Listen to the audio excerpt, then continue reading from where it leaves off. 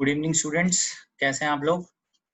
आज हम लोग फिजिक्स में क्लास 11 के लिए वर्क पर एनर्जी में आगे बढ़ेंगे। और लास्ट क्लास में हमने conservation of energy principal derive किया था। अभी हम उस पर आज प्रॉब्लम्स देखेंगे। तो आइए स्टार्ट करते हैं।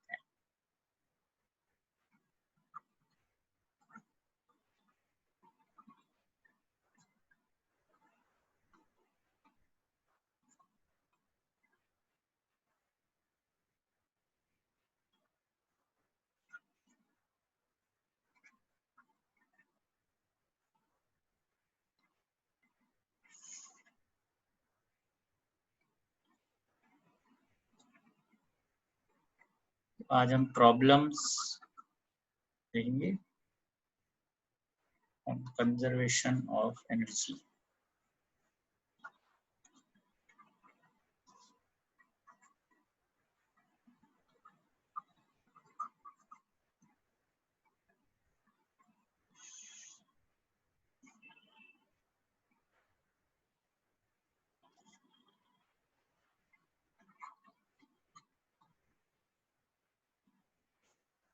इस पर बेस्ड प्रॉब्लम है जिसमें हमने लास्ट क्लास में किया था kinetic energy initial plus potential energy initial is equal to kinetic energy final plus potential energy final. तो इस पर बेस्ड प्रॉब्लम हम स्टार्ट कर रहे हैं। 16 kg block moving on a smooth surface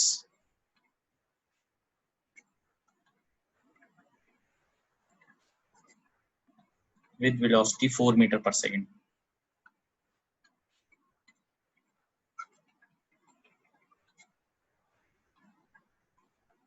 Compresses a spring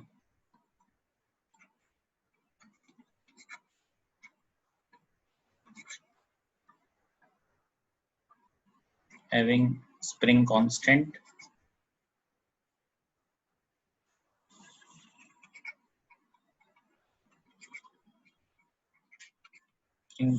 as 100 Newton per meter. Spring constant को force constant भी बनते हैं। Find compression in spring.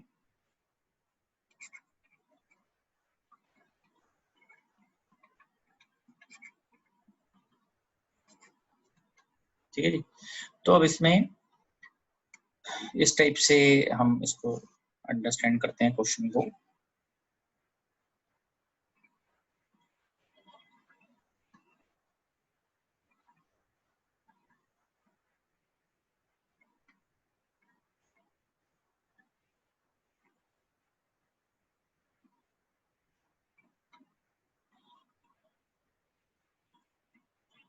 ठीक है, ये 16 kg का ब्लॉक है, ये इधर जा रहा है 4 मीटर पर सेकंड से। तो अभी हमें पता करना है किस तरह से क्या सॉल्व करना है। तो इसके लिए हम अप्लाई करेंगे conservation of energy principal. Applying conservation of energy.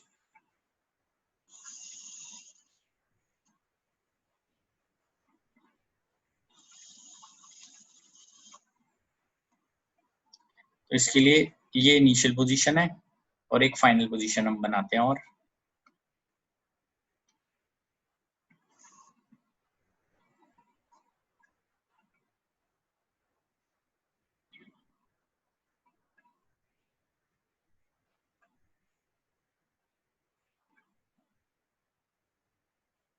इसको आप इस तरह से भी शो कर सकते हो, ये कंप्रेस हो गया, मतलब यहाँ से यहाँ तक this has been compressed. Now block is at rest 16 kg। ठीक है जी। तो अब इसको हम ऐसे देखेंगे, इनिशियल ये पोजीशन थी इनिशियल, ये पोजीशन है final. Kinetic energy initial plus potential energy initial is equal to kinetic energy final plus potential energy final. Potential energy को हम यू से रिप्रेजेंट कर रहे हैं, तो ये वैल्यू आ जाएगी हमारे पास यू फाइनल। तो काइनेटिक एनर्जी इनिशियल जो है उसकी वैल्यू आ जाएगी हाफ एम इनिशियल वेलोसिटी का स्क्वायर प्लस इनिशियली जो है पोटेंशियल एनर्जी 0 थी क्योंकि spring was relaxed. Finally kinetic energy 0 हो गई क्योंकि रेस्ट पे आ गया, तो फाइनली पोटेंशियल एनर्जी आ गई हाफ के x square, where x is compression in spring. Compression in spring.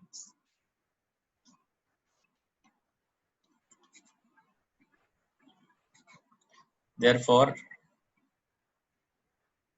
ये आ जाएगा mu square is equal to kx square. x की वैल्यू आ जाएगी u m by k. Therefore x की वैल्यू आ जाएगी u which is 4 under the root mass 16 by 100. This is 4 for the 16 by 10. This is 16 1.6 meters is the compression. बताइए आपको clear है ये question, so that we can move ahead. 2 points पे हमने conservation of energy apply किया है।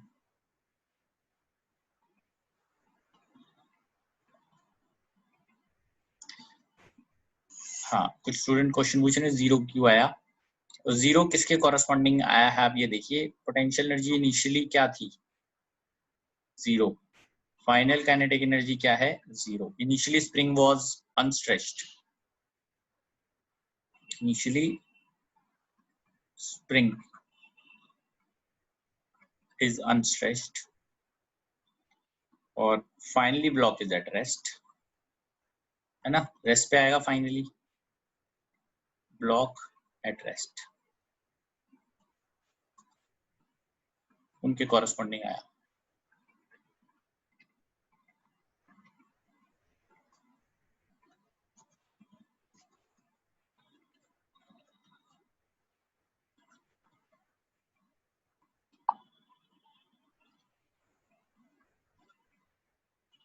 ठीक है, चेक कर लीजिए इसको।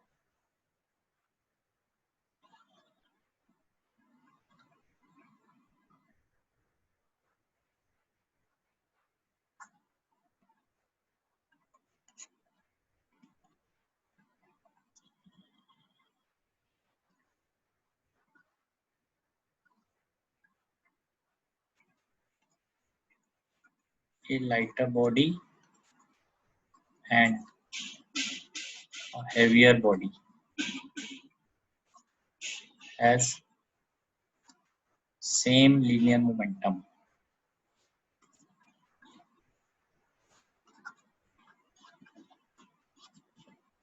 एक lighter body और एक heavy body has same linear momentum, which has more kinetic energy.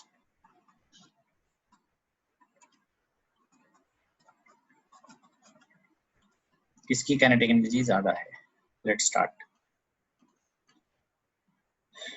Let capital M be greater than small m, है ना, heavier and lighter. तो P की वैल्यू है capital M into V equal to small m into E. तो capital M mass of bigger body, V velocity of bigger mass, small m is mass of lighter body, U is the velocity of lighter body. तो इसमें linear momentum है P. Momentum आपने पहले पढ़ा होगा, momentum क्या होता है, मास इनटू वेलोसिटी। मोमेंटम या लीनियर मोमेंटम एक ही बात है, मास इनटू वेलोसिटी। ठीक है, तो अब इसमें काइनेटिक एनर्जी हम चेक करते हैं क्या होगी। सो काइनेटिक एनर्जी ऑफ, जो काइनेटिक एनर्जी है उसका हमने लास्ट क्लास में पढ़ा था, वो इस तरह से हम लिख सकते हैं P square by 2 capital M, है ना, kinetic energy of lighter body small m, P square by 2 small m. पी तो सेम है, ये हम फॉर्मूला पहले पढ़ चुके हैं, तो इससे हमें पता चल रहा है मास जिसका ज्यादा होगा उसकी काइनेटिक एनर्जी कम हो जाएगी क्योंकि पी सेम है। therefore lighter body has more kinetic energy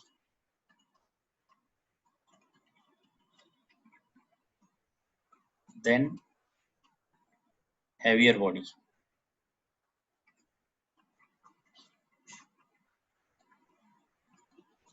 if momentum is same, अगर मोमेंटम सेम है दोनों का तो। ठीक है जी, चेक कर लीजिए, ये क्लियर होना चाहिए आपको अभी।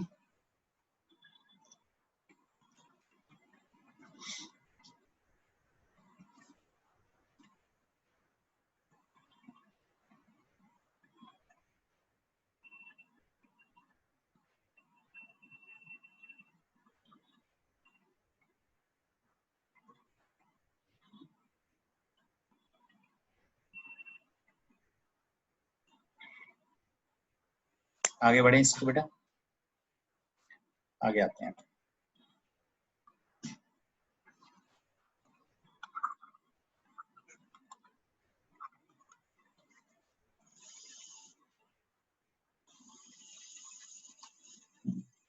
प्लीज ये ध्यान दीजिए, both the bodies have same linear momentum, it is written.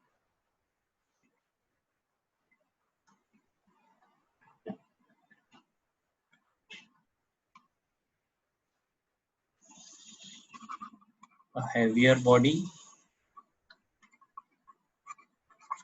and a lighter body has same kinetic energy.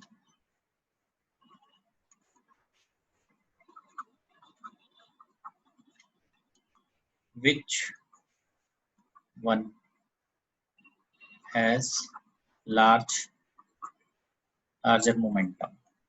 ठीक है, इससे उल्टा क्वेश्चन हो गया, तो आइए इसको स्टार्ट करते हैं। Let capital M be greater than small m. Therefore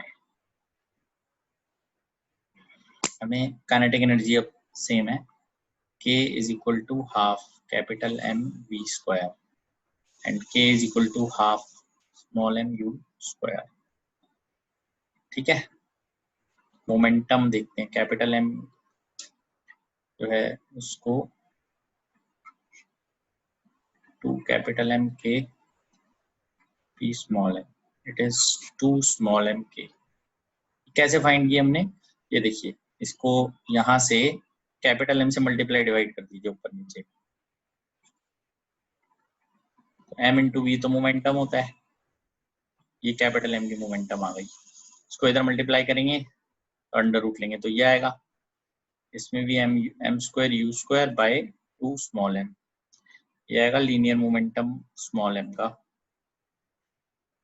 ठीक है, तो यहाँ से क्लियर हो गया, momentum of bigger mass, larger mass is more, larger body has more momentum. अगर काइनेटिक एनर्जी सेम है तो। ठीक है, चेक कीजिए इसको।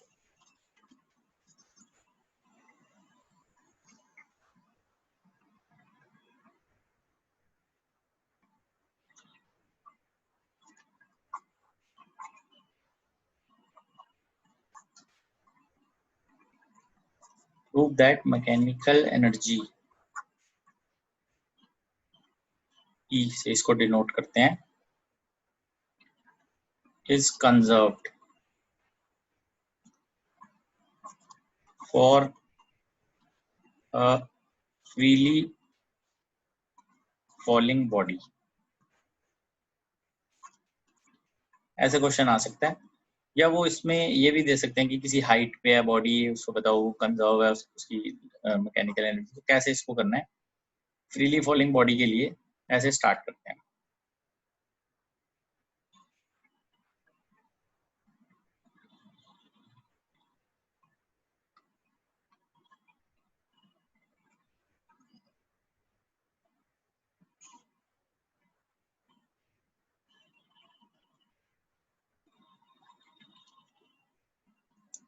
रिज्यूम करते हैं, बॉडी यहाँ से स्टार्ट करती है, एक ये पॉइंट लेते हैं मिड पॉइंट और एक लेते हैं बॉटम।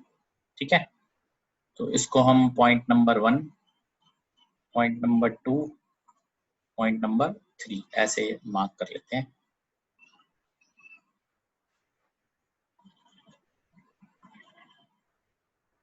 ये टोटल हाइट है कैपिटल H, ठीक है। अब ये है number 1 point, number 2 point, number 3 point. इसको हम ले लेते हैं यहाँ से स्मॉल h, ठीक है। तो ये वैल्यू कितनी आ गई, h minus h, h minus h, ठीक है। Let body start from rest from height h, capital H।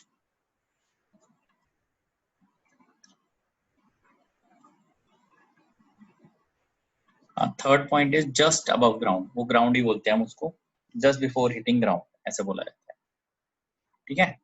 तो क्योंकि तो पॉइंट 1 पे हम चेक करते हैं, एट पॉइंट 1, ठीक है। एट पॉइंट 1 से हम स्टार्ट करते हैं, तो एट पॉइंट 1 पे रेस्ट से स्टार्ट हो रहा है, therefore initial velocity is 0, therefore kinetic energy at point 1 is 0। तो पोटेंशियल एनर्जी क्या होगी यहाँ पर एट पॉइंट 1, ग्राउंड से लेंगे हम पोटेंशियल एनर्जी को, this is datum line, datum line हम रेफरेंस के लिए मार्क करते हैं, दिस इज डेटम लाइन। उससे ऊपर potential energy is always positive, this is mgh, therefore total mechanical energy is k1 plus u1, it is mgh, ठीक है। अब जब बॉडी 2 पर आती है, as body reaches 2, यहाँ पे लिख लेते हैं, as body is under free fall, therefore let its velocity be v2 as it reaches point 2 using third equation of motion, ठीक है। हम थर्ड इक्वेशन ऑफ मोशन को यूज करते हैं, तो ये वैल्यू ऐसे आ जाएगी, v2 का square is equal to u square plus 2g into नीचे कितना गई है बॉडी h, तो v2 का square is equal to 0 plus 2gh, v2 this is 2gh, ठीक है। तो अभी हम यहाँ पर कैलकुलेट करते हैं k2, k1 और k2 क्या रेफर करते हैं, k1 रेफर करता है kinetic energy at point 1, remember k2 के रिप्रेजेंट करता है kinetic energy at point 2, this is half m v2 का स्क्वायर, तो ये आ जाएगा हाफ m 2gh, ये आ जाता है mgh, ठीक है। साथ ही हम u2 भी पता कर लेते हैं, this is potential energy, this is mg capital H minus small h, क्योंकि पोटेंशियल एनर्जी तो हमेशा 2 पॉइंट पे ग्राउंड से ही लेनी है, potential energy is always taken from ground. बेटा एट पॉइंट 1 पे पोटेंशियल एनर्जी थोड़ी है 0, काइनेटिक एनर्जी 0 है, रेस्ट पे है ना, ठीक से देखो आप, पोटेंशियल एनर्जी 0 थोड़ी है, काइनेटिक 0 है फर्स्ट पे, k1 पोटेंशियल तो है क्योंकि वो ग्राउंड से देखेंगे हम, फिर मैकेनिकल चेक करेंगे k2 प्लस u2, तो ये वैल्यू आएगी mgh plus mg capital H minus h, इसको लिखेंगे जब तो ये capital M small mg capital H same आ गई, e1 e2 तो सेम आ गया, ठीक है। अब आगे बढ़ते हैं इसमें, eight point 3 let velocity be v3 using third equation of motion, V3 का square is equal to u square plus 2g, कितना ट्रेवल करा है h, V3 आ गया 2gh, therefore K3 half m V3 का स्क्वायर, तो ये आ जाएगा mg capital H K3, therefore U3 ground पे ही आ गए तो वो हो गया 0, तो E3 K3 plus U3, this is mgh again plus 0 which is mg, therefore यहाँ से क्लियर हो गया हमें कि E1 equal to E2 equal to 3, ये हमें प्रूव करना था कि मैकेनिकल एनर्जी जो है for a freely falling body is always conserved. Check कर लीजिए।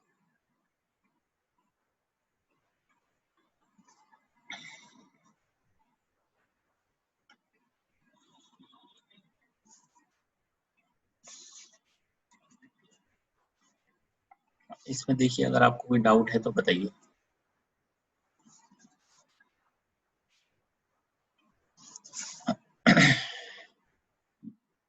आगे बढ़ते हैं। इसमें हमने हर पॉइंट पे चेक किया क्या उसकी वेलोसिटी है और क्या हाइट है।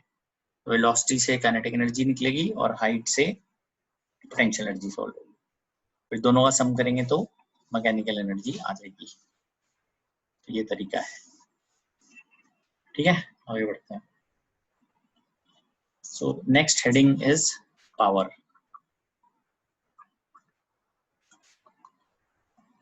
पावर की क्या डेफिनेशन है? It is defined as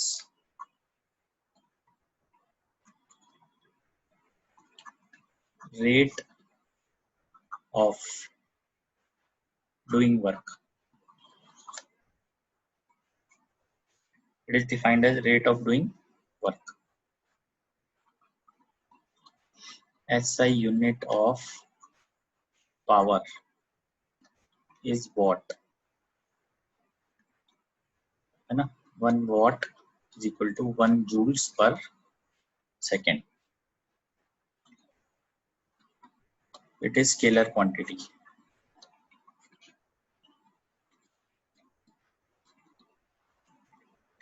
So now mathematically कैसे इसको देखते हैं, देखिए।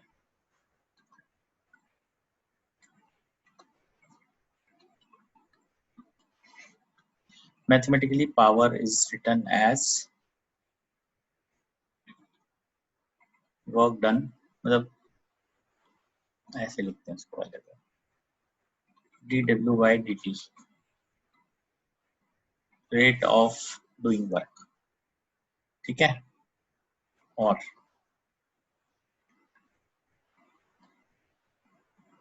power is equal to work done upon time taken।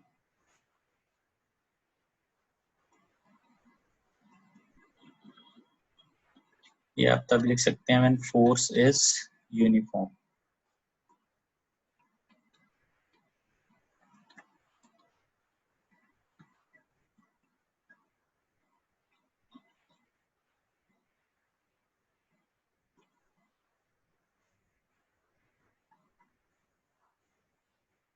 Power is also defined as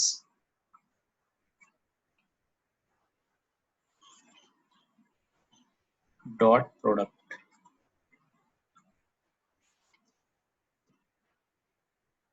between force and velocity। मतलब पावर हम ऐसे भी लिख सकते हैं F vector dot V vector. तो F डॉट V को हम ऐसे लिखते हैं, इसका magnitude cos of angle between, ठीक है।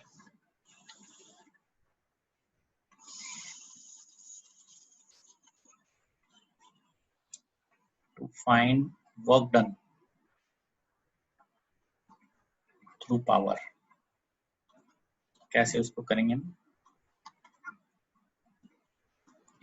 Work done is equal to integral PdT, ठीक है ना। इंटीग्रेशन करनी है PdT के ऊपर।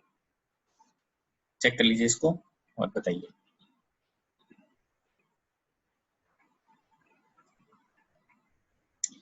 एग्जाम में आपसे सिर्फ यही लिखने को आ सकता है, define power. So you have to write this thing, ये सब चीजें आपको लिखनी पड़ेंगी उसके अंदर। मैथमेटिकल फॉर्मूला प्रूव करने को नहीं आता, सिर्फ लिखने के लिए आता है कि आप लिखिए उसको, बताइए क्या। ठीक है,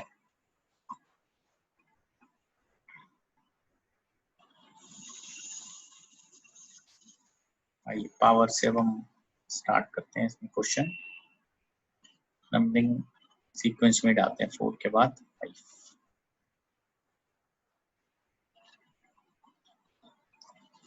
person of mass m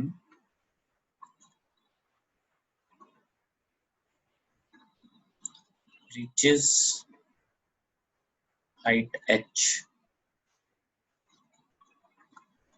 using staircase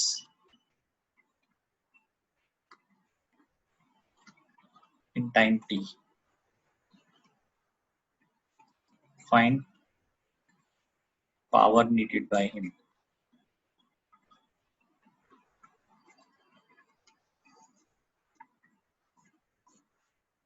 ठीक है, तो इसमें हम देख सकते हैं there is a person who's using staircase to reach height h.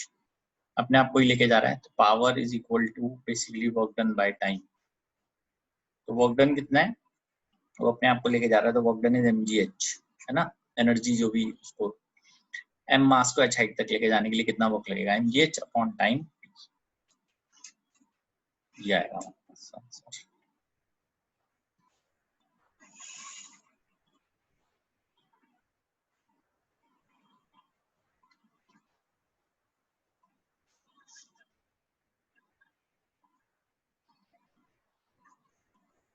अब इसमें 2 पर्सन्स को यूज करते हैं। 2 persons having mass m1 and m2 respectively,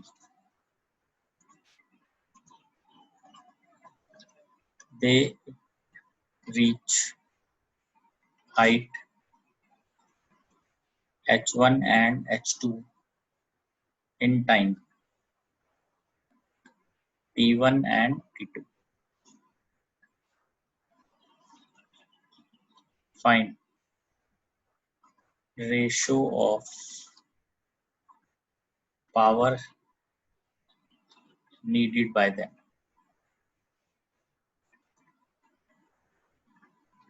ठीक है जी। सो P1 अगर हम यूज करते हैं तो इसकी वैल्यू आ जाएगी m1 gh1 bye t1 and P2 के लिए कितनी वैल्यू आ जाएगी, it is m2 gh2 by t2। Therefore P1 by P2 m1 gh1 by t1 और m2 gh2 by t2। This is m1 h1 t2 on m2 h2 t1। Ratio निकाल ली दोनों।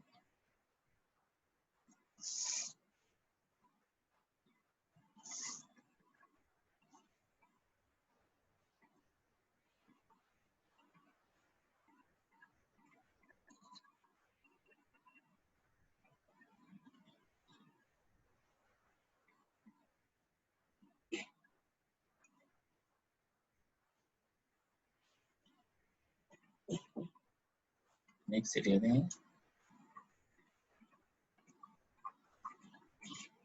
Body is initially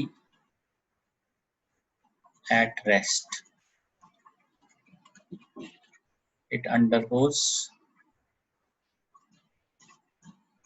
one-dimensional motion.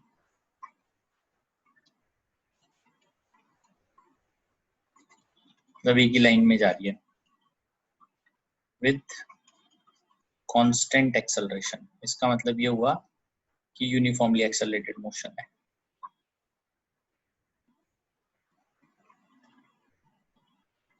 The power delivered to it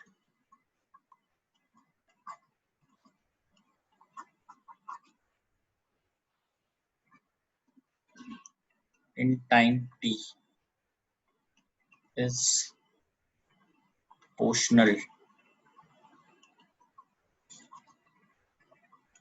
to a part t minus half b part t c part 3/2 d part t square। तो simple सा case है ये,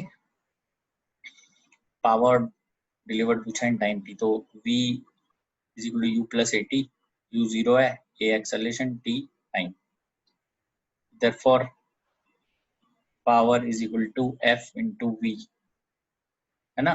linear motion में है तो cos theta भी 1 हो जाएगा। This is ma into v, v की वैल्यू है a t, तो therefore power is ma square t। आपको क्लियर हो रहा है, power is proportional to t। Please check, ये आंसर बनता है इसमें, चेक कीजिए बेटा। बेटा क्वेश्चन पढ़ो क्या है। There is a body which is moving which is initially at rest, तो u 0, तो it undergoes one dimensional motion. One dimensional motion का मतलब है सीधा जा रही है बस, विद कांस्टेंट एक्सेलरेशन। जब एक्सेलरेशन कांस्टेंट है, यूनिफॉर्मली एक्सेलरेटेड मोशन हो गया, तो मैं ये यूज करूंगा ना, v equal to u plus a t, u 0 है, a इंटू टी। पावर पूछी है एट टाइम t क्या होगी, पावर का फॉर्मूला होता है f इंटू वी, f को यूज करते हैं ma और v को यहाँ से लिखते हैं u plus a T. m constant है, a भी कांस्टेंट है क्योंकि बोला ही हुआ है कांस्टेंट एक्सेलरेशन से जा रहा है, प्रोपोर्शनल टू t आ गई, power is proportional to t, ये आ गया। चेक कर लीजिए इसको आप।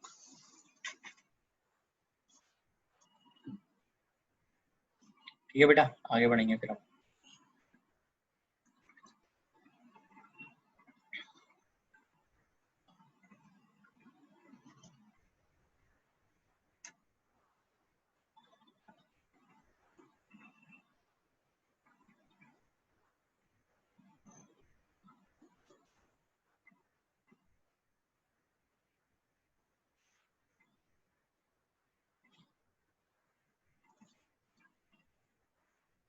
आइए आगे बढ़ते हैं इसमें।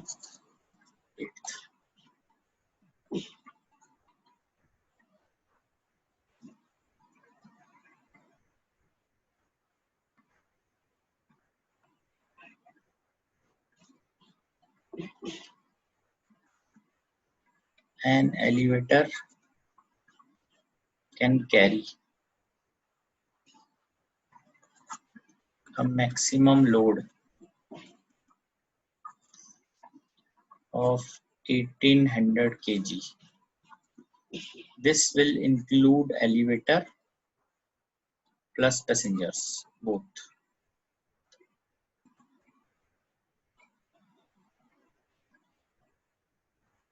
Elevator is moving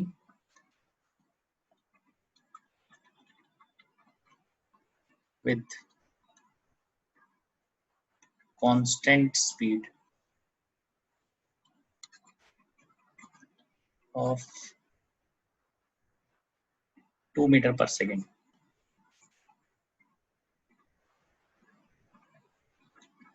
The frictional force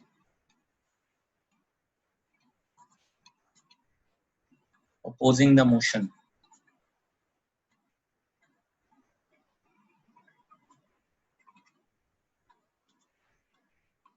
is 4000 newtons. 4000 newton की फ्रिक्शन फोर्स लग रही है। ठीक है, find the maximum power delivered by motor, क्योंकि मोटर को उसको मूव करवाना है to the elevator in watts and in horsepower also।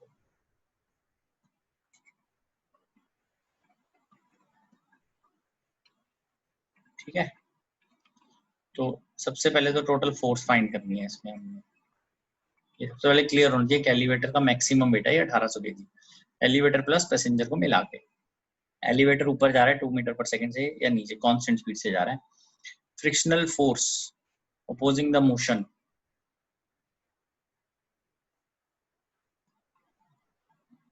4,000 Newton. Find the maximum power delivered by the motor to the elevator. तो total force जो act कर रही है that is this 18,000 G plus frictional force. G को हमें use करना है 10.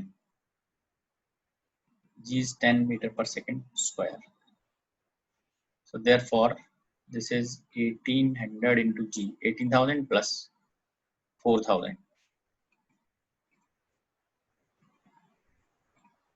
This is 22,000 newtons.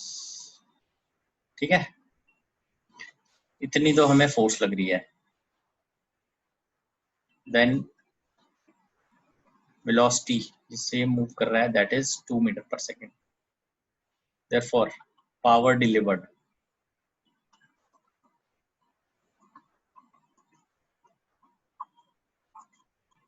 This is force into velocity.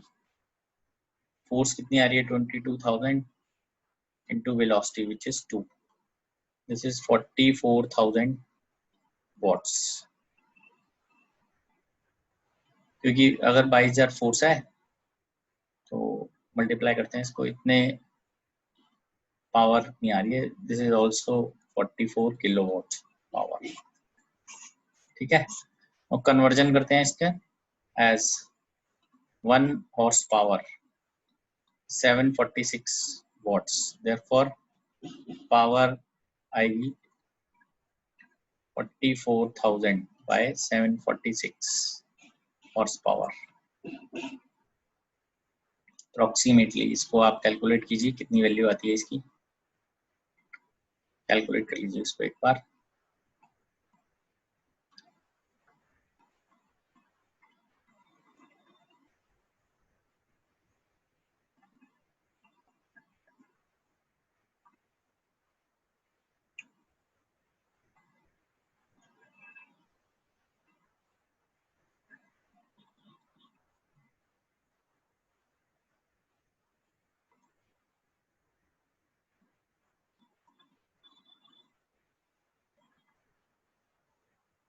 ये वैल्यू आ जाती है 58.9 हॉर्स पावर. ठीक है, चेक कर लीजिए बेटा इसको.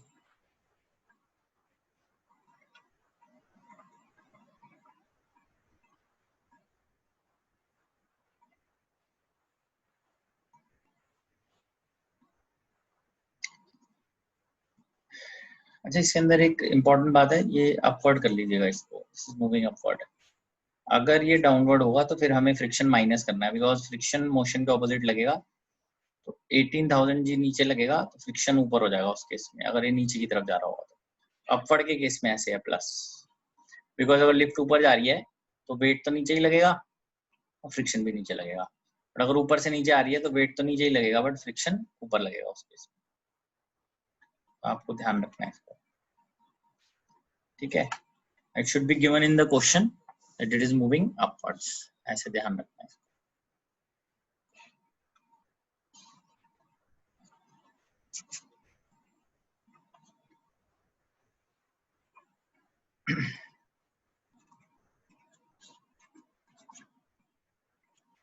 A body is moving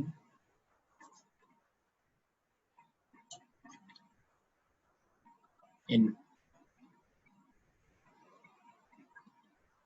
one-dimensional motion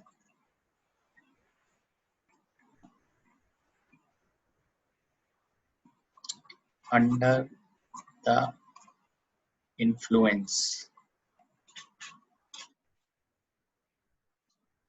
of a source of constant power.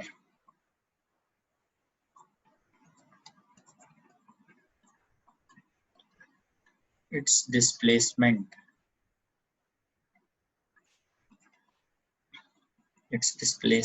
in time t is proportional to t की पावर n. Find n. ठीक है, तो अभी क्वेश्चन क्या है ये कि एक बॉडी जो है it is moving in one dimensional motion under the influence of source of constant power. अब इसमें देखो पिछले वाले क्वेश्चन से क्या डिफरेंस है, यहाँ जो किया था उसमें बोला था कांस्टेंट एक्सेलरेशन, ये constant power, p is constant, यहाँ पे p कांस्टेंट है, यार p इज कांस्टेंट, ठीक है। तो p को मैं ऐसे यूज कर सकता हूँ फोर्स इनटू वेलोसिटी, f को यूज कर सकते हैं ma, देयरफॉर p की वैल्यू आ जाएगी mav। यूजिंग तो ध्यान होगा a को हम यूज करते हैं dv by dt, therefore p is equal to आ जाएगा m dv by dt into v। तो ये आ जाएगा p upon m v dv by dt।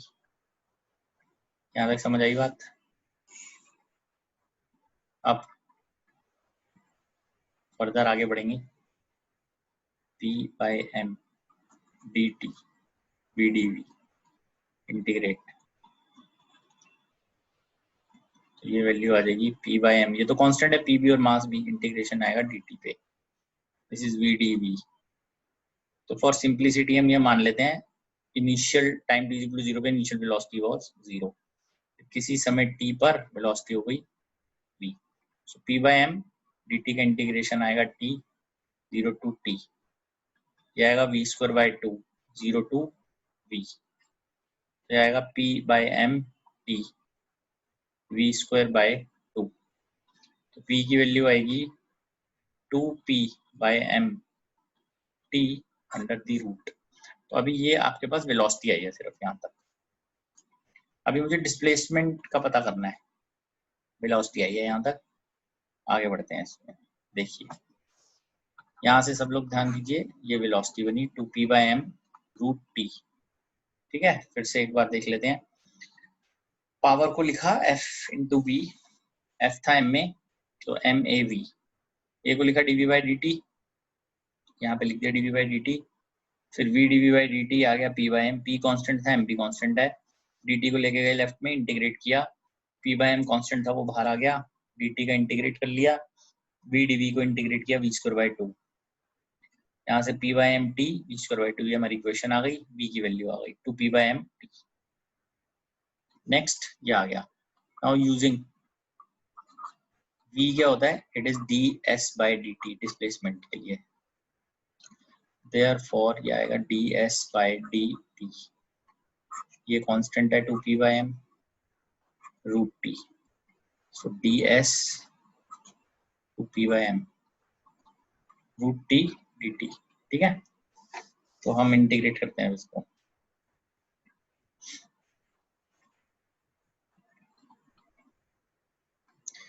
ये root 2p by m constant है, इसको बाहर ले लेते हैं। इनिशियली 0 थी डिस्प्लेसमेंट, टाइम 0 था, से लेके टाइम t तक डिस्प्लेसमेंट s, ds का s आ गया 0 टू s, ds का इंटीग्रेशन s होता है, फिर 0 टू s, तो पहले s की जगह s लिखेंगे, माइनस s की जगह 0। इसका इंटीग्रेशन क्या होता है, t की पावर 3 बाई 2 0 टू t, ये आएगा s minus 0 2p by m t की पावर 3 बाई 2 माइनस 0, s आ गया under root 2p by m t की पावर 3 बाई 2। तो ऑन कंपेयरिंग आपको पता चल गया n कितना है, p by 2, s is directly proportional to t की पावर n, प्रोपोर्शनल है, n क्या है 3 बाई 2 1.5, ठीक है जी। चेक कर लीजिए बेटा इसको,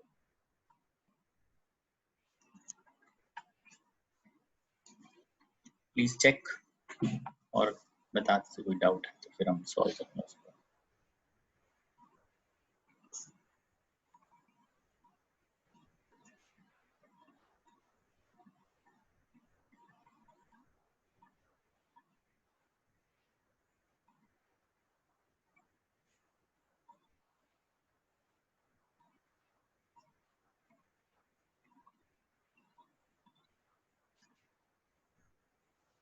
ठीक है,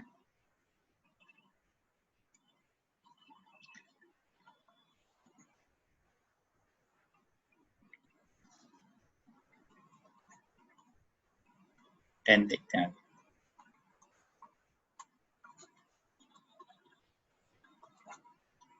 water falling from a 50 meter high fall is to be used for generating electric power.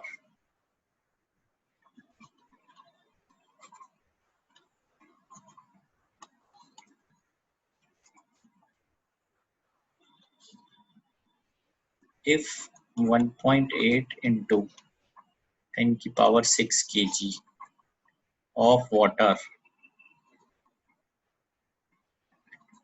falls in 1 hour, ठीक है, इतनी देर में गिरता है, and half of gravitational potential energy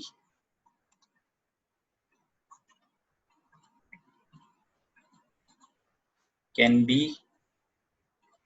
used into electric energy, then how many 100-watt lamps can be lit? दोबारा understand करते हैं इस क्वेश्चन को, चेक कीजिए क्या क्वेश्चन है। वो कह रहा है वाटर जो है वो 50 मीटर हाई से गिर रहा है, हाई फॉल से गिर रहा है, and it is used for generating electric power. कह रहा है इफ 1.8 into 10 की पावर 6 kg जो वाटर है दैट फॉल्स इन 1 hour, 1 घंटे में अगर इतना मास गिरता है और सिर्फ उसका हाफ जो है पोटेंशियल एनर्जी या gravitational potential energy can be converted into electrical energy, कितने 100 वाट के लैंप हम जला सकते हैं उससे। ठीक है, तो ये देखते हैं अब इसको। वैसे इसके अंदर एफिशिएंसी का तो यूज है नहीं, एफिशिएंसी ऑलरेडी बताई थी उसने कि वो हाफ है। तो यहाँ पे हम देखते हैं 1.8 into 10 की power 6 kg falls in 1 hour। 1.8 into 10 की power 6 kg falls in 3600 seconds। So therefore 1 second में देखते हैं कितना गिरेगा। Therefore in 1 second mass of water falls, that falls 1.8 into 10 की पावर 6 by 3600 किलोग्राम पर सेकेंड। ठीक है, therefore इनिशियल जो पोटेंशियल एनर्जी कन्वर्ट होगी वो देखते हैं पहले तो कितनी है। पोटेंशियल एनर्जी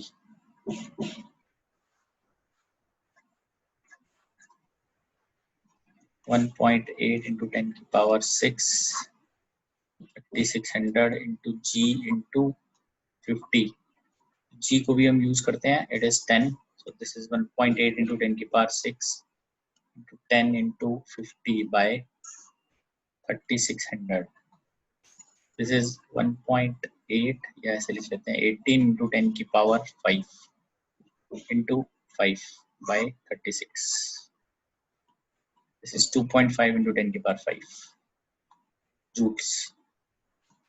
ठीक है, इन इतने मतलब इतनी जूल्स एनर्जी 1 सेकंड में प्रोड्यूस हो रही है। अब potential energy that can be used as electric energy जो यूज हो सकती है that is equal to half of this, सिर्फ हाफ यूज हो सकती है। therefore in 1 second है ना, ये यूज हो सकती है। तो 100 watt लैंप्स जो हैं कितने इतनी एनर्जी है, therefore total energy is total electric energy is equal to 2.5 into 10 की power 5/2 joules. Let n equal to number of lamps that can be lit.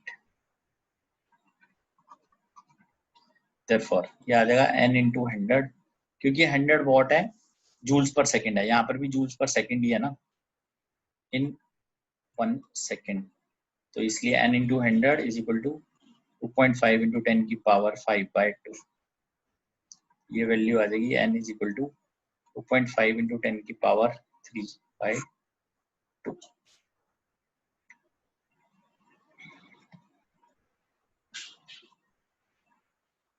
This is 2500 by 2. N is equal to 1250. Please check. 1.8 into 10 की power 6 kg जो है वो water है in 1 hour.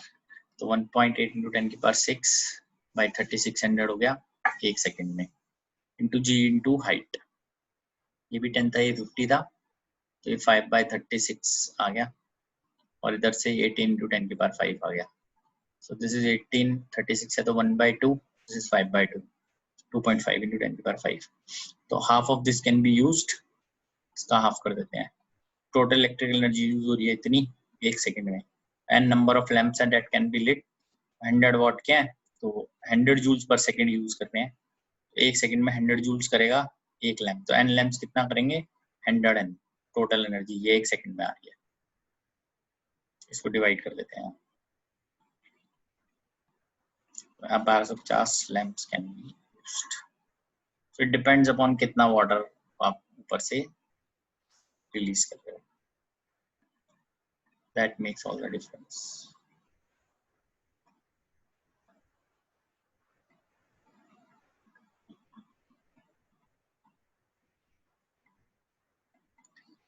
Half इसलिए किया because it is given. ये देखो, half of gravitational energy can be used into electric energy. Please read the question carefully.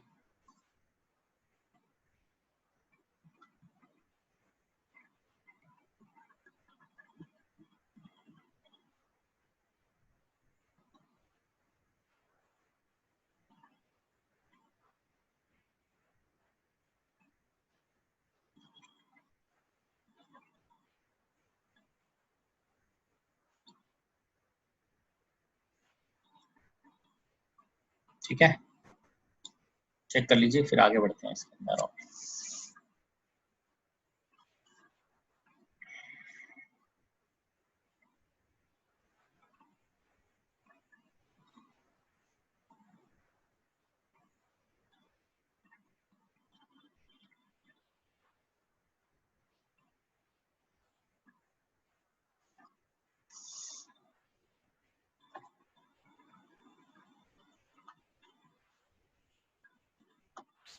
आइए नेक्स्ट देखते हैं 11th में. An engine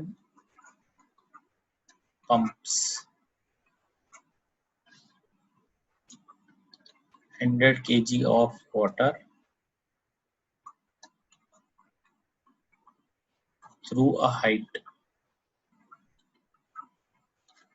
of 10 meter in 5 seconds. If efficiency of engine 60%, calculate the power of engine in kilowatt. G is equal to 10 meter per second square. ठीक है, अब इसमें एक important हम फॉर्मूला समझ लेते हैं कि क्या है. एफिशिएंसी जो है that is output power by input power into 100। ये आएगा।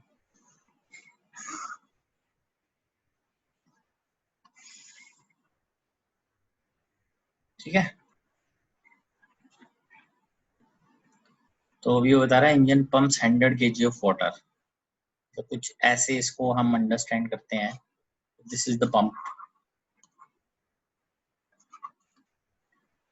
तो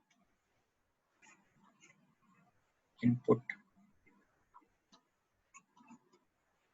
आउटपुट, आउटपुट क्या है हमारे पास? Output is 100 kg water up to height 10 meter in 5 second. ठीक है, therefore इस तरह से इसको हम अंडरस्टैंड करते हैं। Output power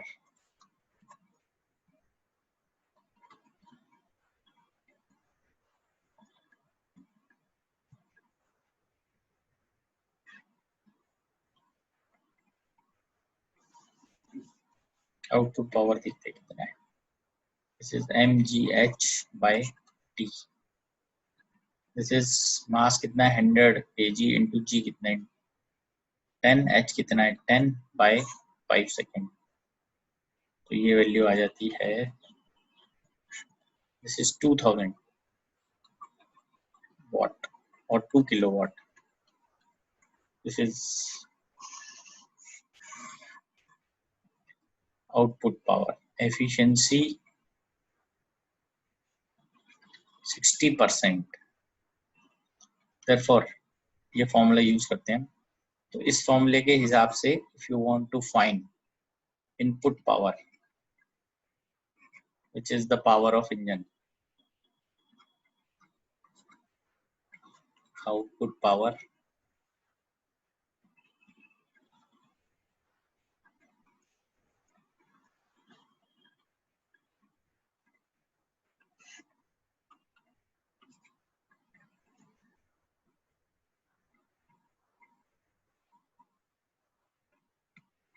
by efficiency in percentage into 100 यही रहने देते हैं। तो ये वैल्यू आ जाएगी power input is output power which is 2000 by कितना परसेंटेज है ये 60 into 100। so this is 2000 into 5 by 3, so this in watts, so this is 10 by 3 kilowatt, so this is 3.33 kilowatt। ठीक है ना, ये इनपुट पावर हो गई। इसका 60% करेंगे तो आउटपुट ये 2 किलोवाट हमें मिल जाएगा। Please check.